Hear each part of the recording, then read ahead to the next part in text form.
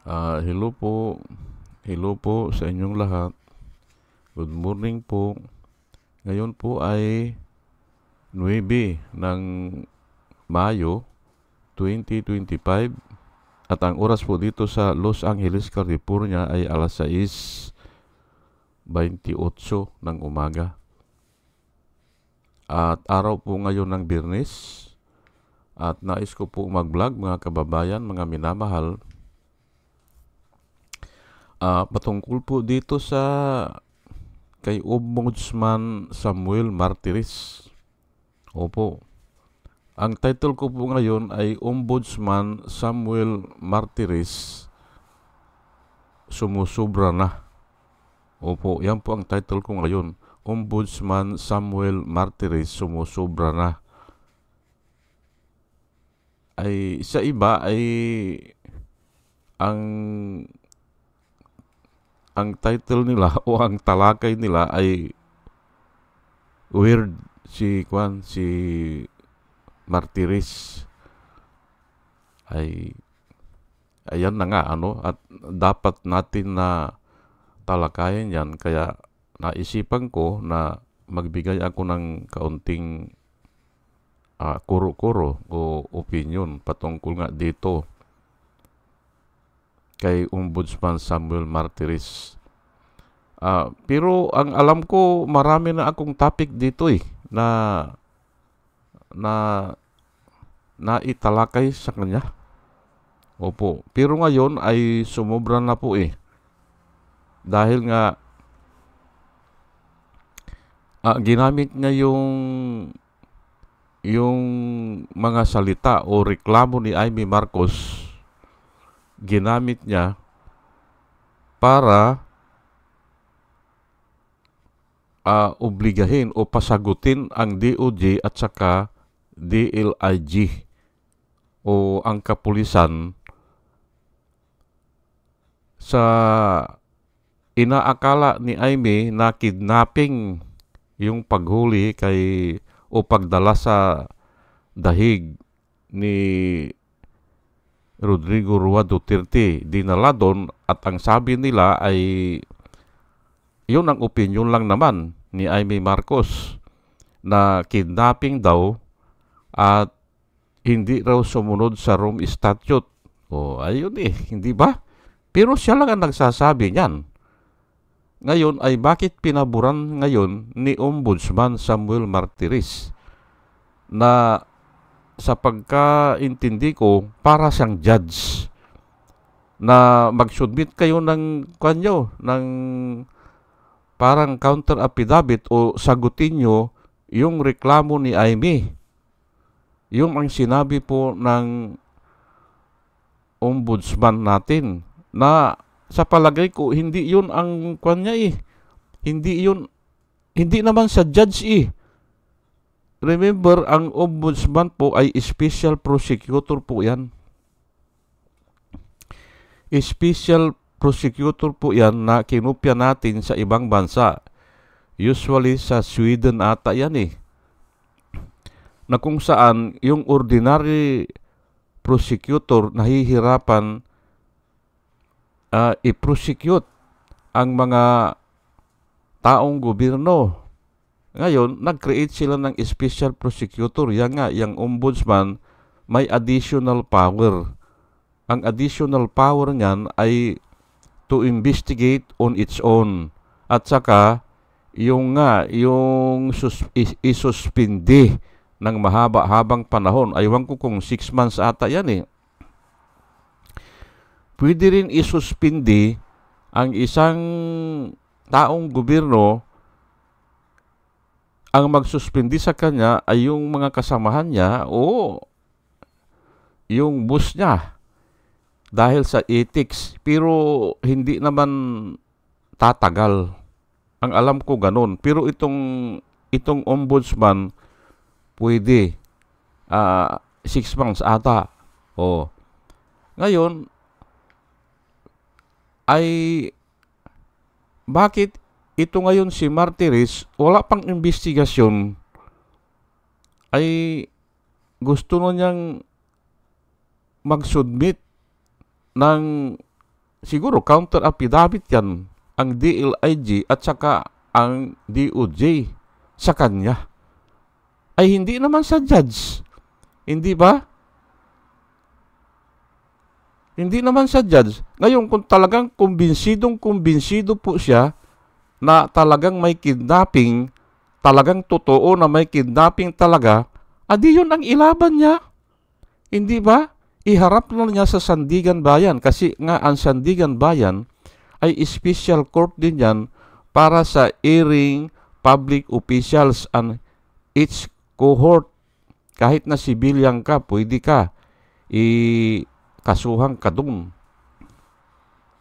At ito na nga, itong ombudsman, special prosecutor po ito. Mahigit na palang 100 taon yan na pinapractice sa ibang bansa. Sweden, Switzerland, doon sa area na yan, sa Europe.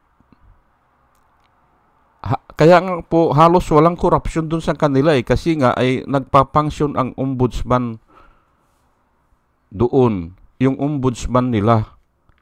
Opo, pero dito ay walang kwenta ito si Martires. Walang kwenta. Una-una ay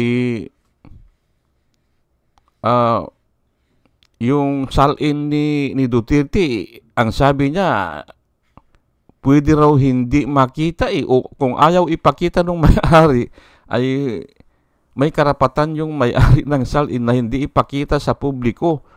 Ay labag po yan sa konstitusyon. Opo, labag yan. Kaya nga wala na akong tiwala dito kay Samuel Martires at saka sumusobra na nga. At yan ang tatalakayin natin mamaya habang ibinibigay ko yung mga Bible verse. Paunti-unti ay tatalakayin ko po yan. Ang hirap pong iugnay pero pipilitin ko po na iugnay yan para may maintindihan po tayo. Pero bago ang lahat po ay nais ko po na pasalamatan o batiin itong mga sumusubaybay po sa atin at salamat po sa inyong lahat. At ito po sila, si Rosana Narumi ng Japan, Al Ulalya ng Bacoor, Pampanga, Librager Alex Sarmiento, Dolor Garcia ng Milano, Italy. Salamat po sa inyong lahat.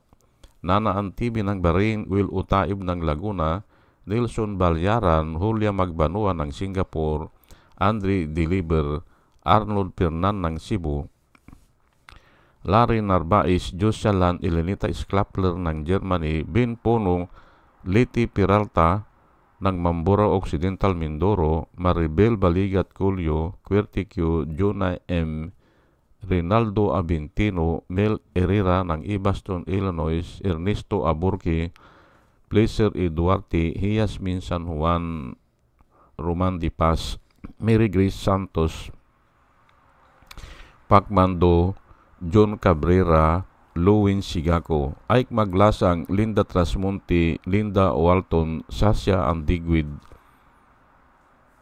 Lini Bungat, Agripino C., Eduardo Gonzales ng Singapore, Bumble D., Juana Duco, Ernesto Honrado, Josephine Lucas, Bert Abogado, Demetrio Pascual, Soledad Di Maculangan, Brenda Martin, C.G. Turio, Melchor Tolentino, Brother Pacamara, Manuel Lim, Danilo Magno, Lawrence Alendayo, Edelberto Infante, Boss Reyes, Paul Vincent Lim, Sonny Gaya, Rupino Baldos, B.T. Velasco, William Ilay, John D. Cinco, Victorino Ripran, Norman Nabatar, Bonifacio Avila, Danilo Magno, Carl Alman, Salvi Ibanez, Dumus Ticton, Tibtib Mercado, Bernadette Francisco, Yoser P.O., Cyril Andres, Hermihenil Dogardi, Rubin Delpin, Mama Gina, Lanzo Mintak, Leonardo Acebes at saka si Jose Tosi. Salamat po sa inyong lahat. At ito naman po ang mga vloggers na nire-recommenda ko po sa inyo na ating panoorin at subaybayan. Ito po sila, si Michael Apasible Bulletin, Attorney Enzo Puerto, Bunyog Pagkakaisa, Vlogcaster Armandin, Engineer Tuto Kausing, Aling Marie, Mr. Sa totoo lang to, Christian Isgira, PMT, GR Vloggers, The Action Man, Roy Japan Tours, Divina Apostol, CG Pichay, Kapihan ni Art at Ago, Dim Diyos Journey, kakamping ang batas with Attorney Claire Castro, Ka Waldi Carbonil, Attorney Silo Magno at saka si Kristan. Ugaliin po natin na makinig sa kanila at nakikita ko po na sila ay nagbablog para po sa bayan. O sige po, at tayo po ay tuloy-tuloy na sa ating discussion. Ang title ko po ay Ombudsman Samuel Martires sumusobra na. Opo, sobra na po talaga yan. Yang ginagawa nila. Ito po 1 Corinthians 14:29, 2 or 3 prophets should speak, and the others should wait carefully what is said. Yan po nakasulat. Ulitin po natin 2 or 3 prophets should speak, and the others should wait carefully what is said. Ayan po. Ang ibig pong sabihin nito, although na ang topic dito ay yung speaking in tongue, yung nagsasalita ng ibang salita o nagsasalita na mahirap maintindihan, ganon, o hindi doon sa katutubong wika na mahirap maintindihan ng mga katutubo. Ito po yan. Pero ay pwede namang gamitin yan sa kahit anong argumente. At saka yung propeta ay pwede naman natin napalitan na leader yan o yung mga taong gobyerno na nasa posisyon. Opo. 2 or 3 na tao ng gobyerno should speak. Pwede yan magsalita. And the others wait carefully what is said. Kailangan pag-aralan muna nila kung ano yung sinasabi. At dito, makikita po natin dito, limitado ang magsasalita. 2 lang o 3. O sabihin natin na 2 lang. Kasi kung 3 na yan, mahirap na Mahirap na pong maintindihan kung 3 na nagsasalita na sabay-sabay. Yun po ang ibig sabihin yan. Ngayon, mas marami po itong nakikinig. Opo, mas marami yan. Pero inaatasan po yung nakikinig na dapat ay pag-aralan maigi. Carefully study. Wait carefully. Ang ibig sabihin ay hindi ka dapat na maniwala agad. Yun po ang sinasabi sa ibang taong gobyerno o sa mga mamamayan. Kasi ang mga mamamayan po ay nakikinig lang po yan Pero dapat i-wait carefully natin o timbangin natin. Ang ibig sabihin po niyan, timbangin natin o pag-aralan natin yung mga sinasabi nila. Opo, ay hindi po uubra yung sinasabi ni Amy.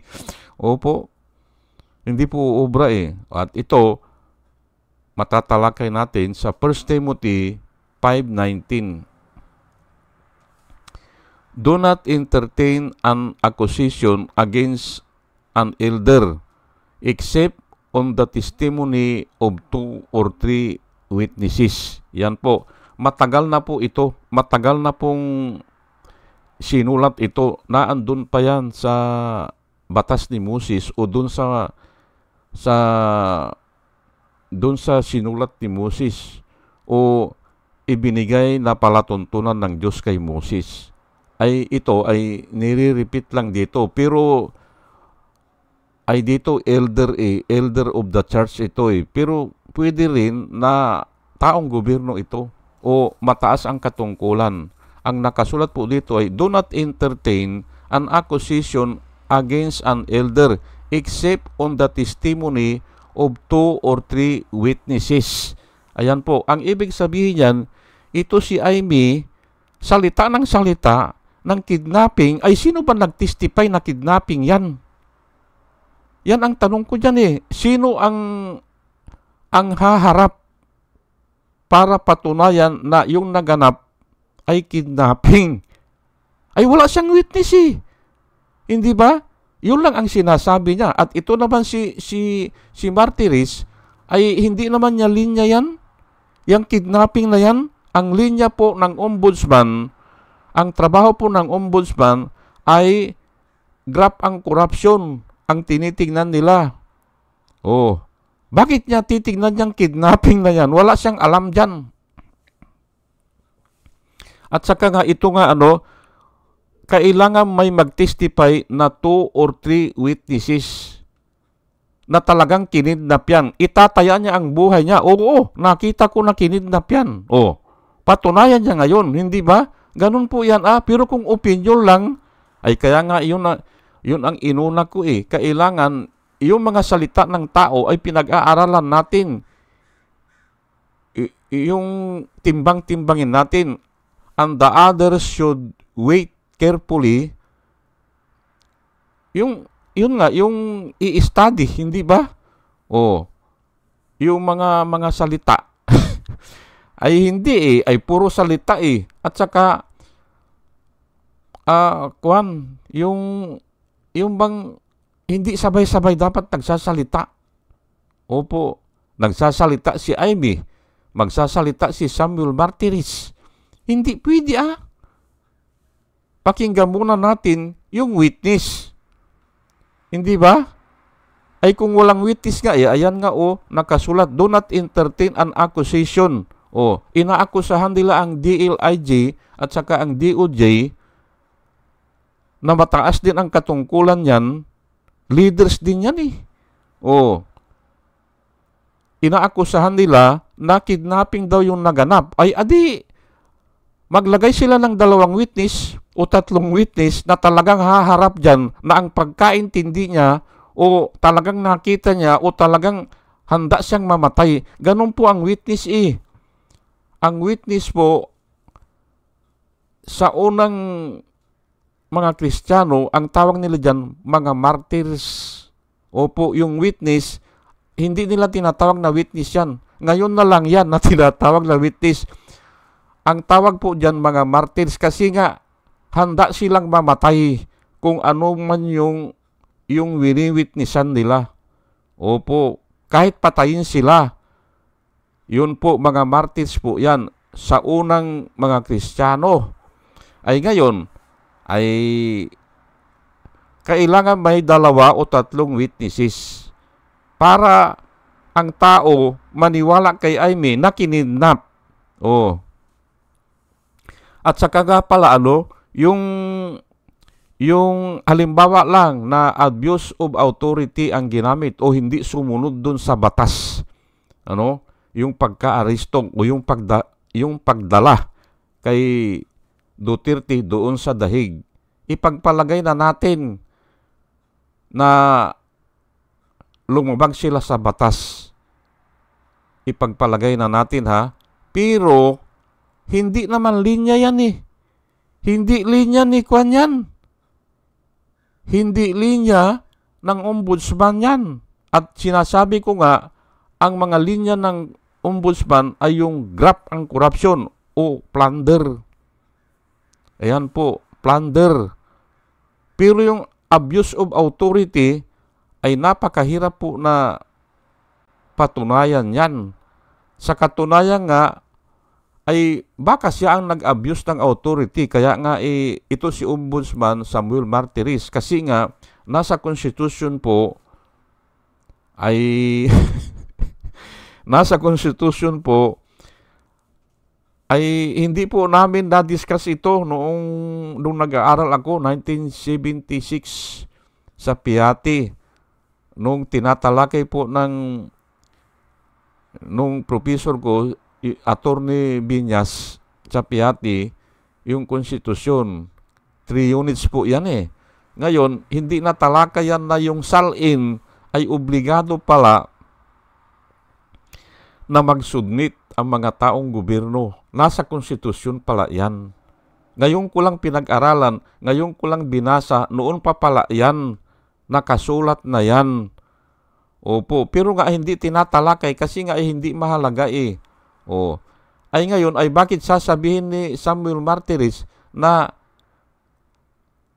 kung hihilingin na ipakita yung salin, halimbawa, publiko, hihiling, ano na ang salin ni Rodrigo Roa Duterte, ay hindi raw pwede, sabi ni Juan, ipakita sa publiko, o hindi raw pwede na kukuha lang basta, kailangan ang permiso ng may-ari.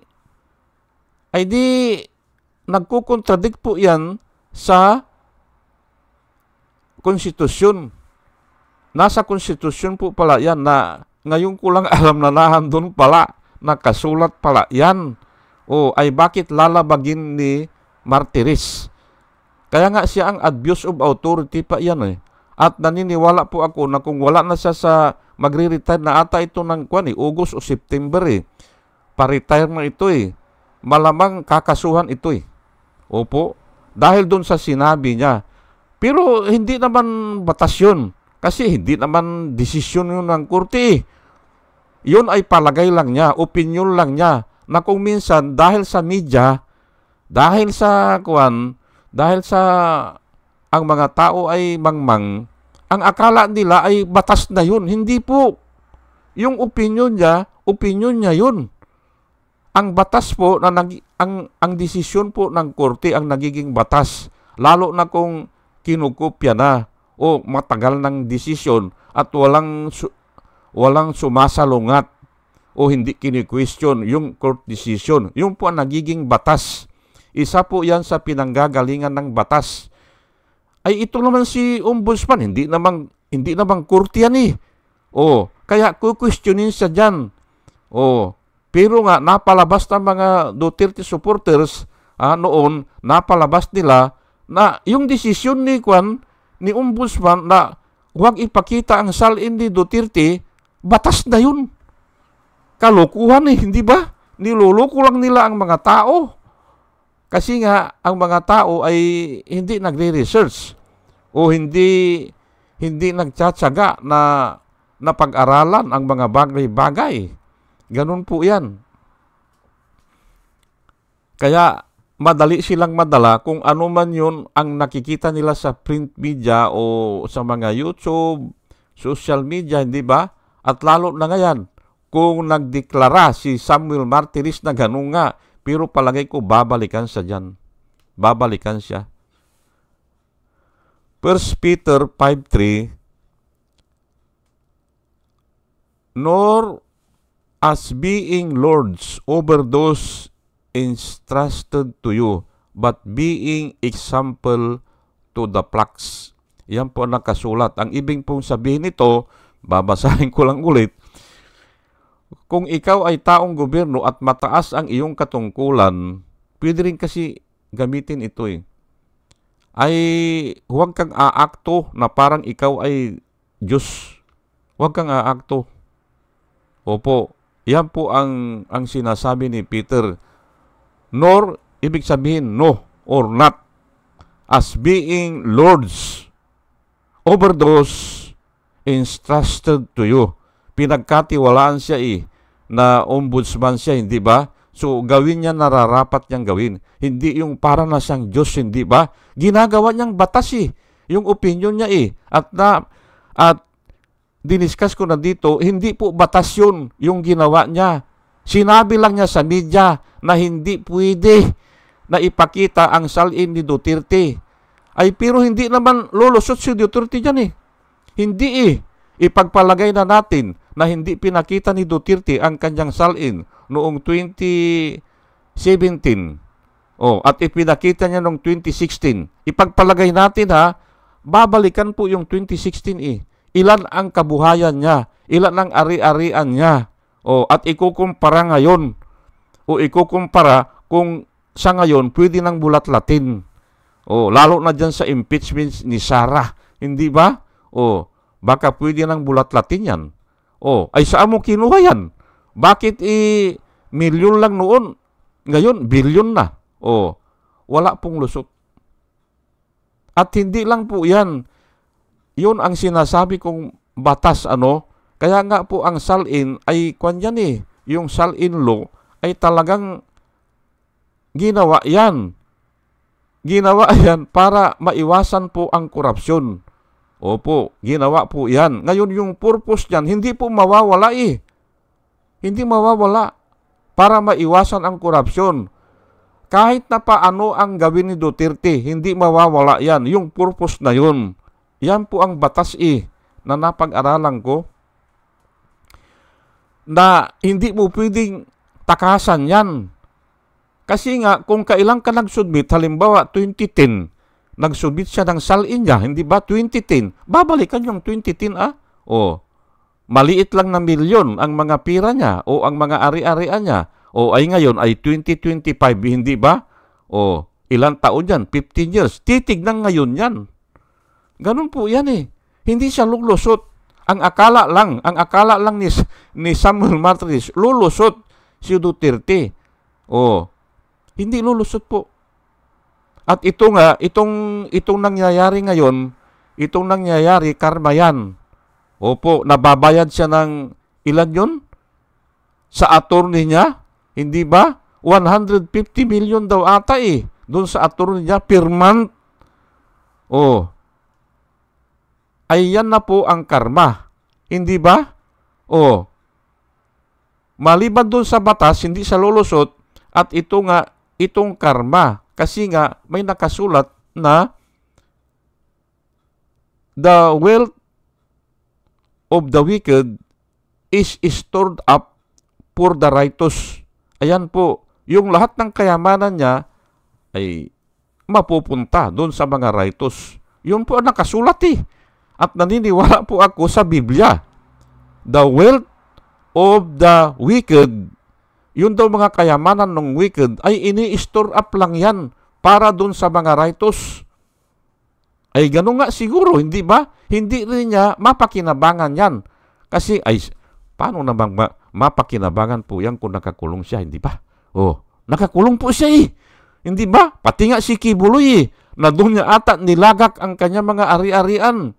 Oh, maraming nag-aakala o may sapantaha na kaya yumaman si Kibuloy ng ganyan ay galing kay Duterte at saka yung mga ibang politiko dyan sa Mindanao. Oh, ay paano ngayon yan na nakakulong na si Kibuloy? Oh, ginawa niyang property administration naman si Duterte. Nakakulong na si Duterte. Paano yan? Ayan po ang karma May mga plano kasi ang tao. Maraming plano ang tao. Pero ang Diyos po, ang nakasulat, ay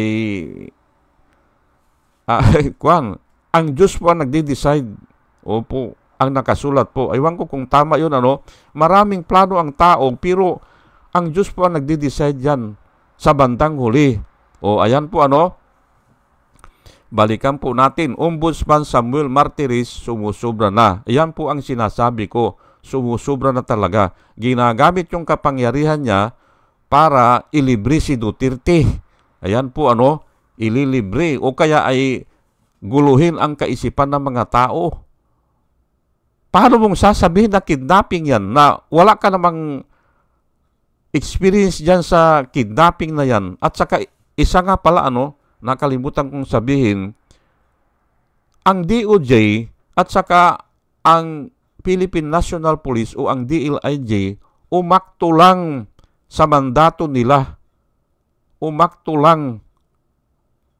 Nag-take action lang sila doon sa mandato nila o doon sa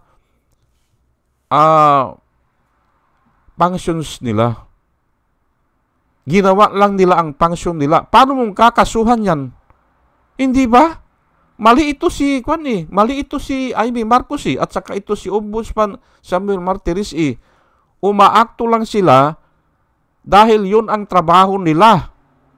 Hulihin si Duterte at isubmit sa ICC kasi mayroong arrest warrant Ano ang kasalanan nila? Hindi ba? Wala silang kasalanan kasi nga gumanap lang sila sa katungkulan nila. Yan po nakalimutan ko kanina pero ngayon ay binabanggit ko na, hindi ba? Gumanap lang sila at ako ay natutuwa dahil si General Torre ay may aral ng salita ng Diyos. May aral siya. Sabihin ko sa inyo po ang totoo, kung ang tao, kasi napakinggan ko po yung usapan nila doon sa Nichols Irvis, yung usapan nila, kung mahina-hina ka na tao, o wala kang alam sa aral ng Diyos, madadala ka ni Duterte. Lahat ginawa ni Duterte political lang yan, sabi niya yung anak ko pag naging presidente, hindi, sabi niya, hindi ba?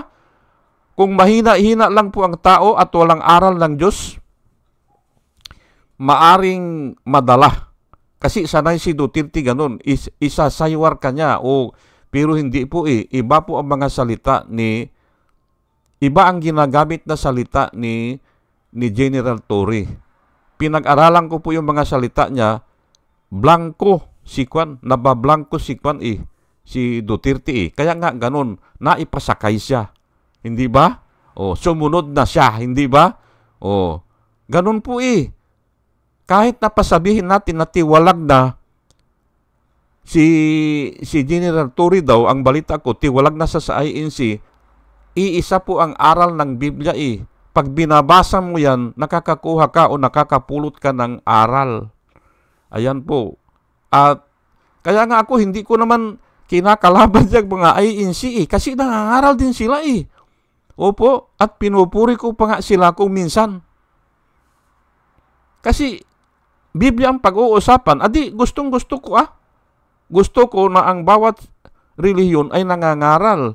Kaya nga lang kung minsan sumusobra. Pero naintindihan ko naman sila. Naiintindihan ko sila para i-maintain nila yung nasasakupan nila Ganun po yan. Sige po, at hanggang dito na lang po At sana ay tayo ay may naintindihan. At bago ko po ako mag-umpisa, ay nananalangin po ako sa Panginoon na sana bigyan niya tayo ng wisdom na nanggagaling sa Kanya. At muli mga kababayan, mga minamahal, isang magandang umaga po sa inyong lahat at salamat po sa inyong pagkikinig. Salamat po ng marami. Salamat po.